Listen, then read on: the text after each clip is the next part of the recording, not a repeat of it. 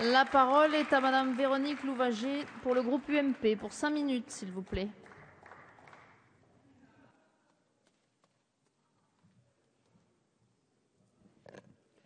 Madame la Présidente, Madame la Ministre, Madame la Présidente de la Commission, Monsieur le rapporteur, mes chers collègues.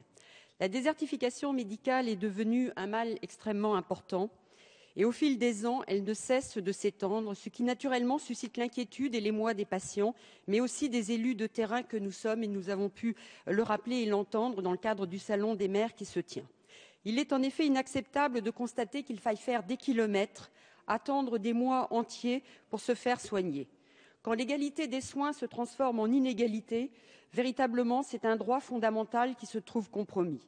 Si nous sommes tous d'accord sur ce constat, nous divergeons sur les remèdes proposés par le rapporteur Vigier. Il y a d'un côté le contexte et de l'autre le texte. Ainsi, comme j'ai eu l'occasion de l'exposer lors du débat en commission, je ne voudrais pas que votre texte soit contre-productif. L'article 5 prévoit une obligation d'installation, ce qui constitue bien une mesure coercitive, quoi que vous en disiez, monsieur le rapporteur, puisque les jeunes médecins seront obligés de s'installer pendant 3 ans dans une zone déficitaire de la région où ils ont suivi leurs études de médecine. Je demeure par ailleurs perplexe sur l'organisation des concours régionaux pour l'internat, alors que ce dispositif a été supprimé en 2004. En Basse-Normandie, que vous citez d'ailleurs comme exemple de région sous-médicalisée, la ville de Caen et les territoires proches de la mer ne rencontrent pas de difficultés, contrairement aux territoires ruraux de l'intérieur des terres. Ainsi, à Lisieux, on ne compte dans un quartier de la ville qu'un seul médecin pour 8 000 habitants. J'ai d'ailleurs eu l'occasion d'alerter Madame la ministre de la Santé lors de l'examen du budget de la santé pour 2013 sur la situation de l'hôpital de l'Aigle dans ma circonscription, pour lequel il existe une inquiétude au regard du départ à la retraite à venir de spécialistes et notamment en matière de gynécologie, ce qui nous inquiète et pose un réel problème en matière de dépistage et de prévention.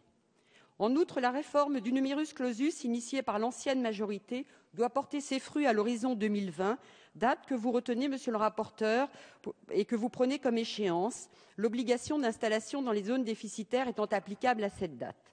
Sans préjuger de ses effets, la proposition de loi ne va donc pas régler de problème à court terme.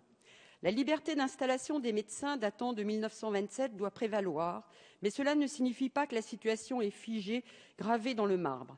Des adaptations sont nécessaires, mais il faut qu'elles soient pragmatiques.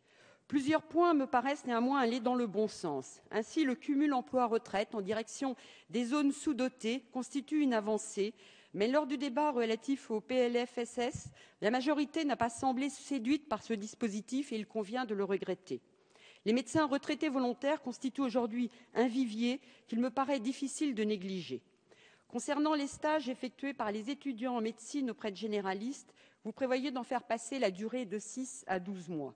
Il faudrait également se pencher sur des difficultés connexes, telles le logement, l'emploi pour le conjoint, qui existent en milieu rural, notamment pour que ces stages soient effectivement pourvus.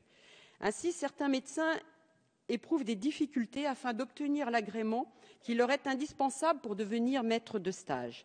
Cette situation est parfaitement inexplicable et assurément contre-productive puisque parallèlement, nombre d'étudiants ne peuvent donc effectuer de stage en cabinet en raison d'un nombre trop limité de maîtres de stage.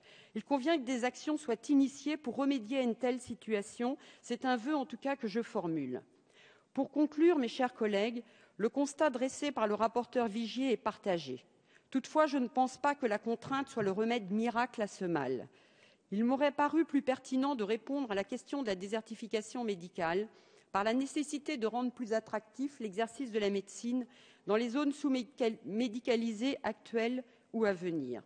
Le sujet des tracasseries administratives des médecins qui est souvent évoqué, à qui l'on demande de remplir des documents en nombre, que ce soit pour des arrêts maladie, des certificats d'activité sportive, autres documents pour les assurances, etc., devrait également être abordé. C'est en tout cas un souhait important formulé par les médecins. Cette proposition de loi, et c'est là généralement l'objectif de ce genre d'initiative parlementaire, doit contribuer à faire avancer notre réflexion commune sur la désertification médicale. J'irai pour ça, le rapporteur, vous devez être remercié de votre pertinence et de votre pugnacité sur ce sujet. La ministre de la Santé vient d'annoncer une concertation avec les médecins et les élus locaux en vue d'aboutir en 2013 à un plan de lutte contre les déserts médicaux. Il faudra, en tout cas, je formule ce vœu, Madame la Ministre, néanmoins, que la méthode dans la forme diffère de celle suivie pour les dépassements d'honoraires, parce que là, pour le coup, ce serait difficile. Pour toutes ces raisons, il ne me paraît pas opportun de voter cette proposition de loi. Merci Madame la députée.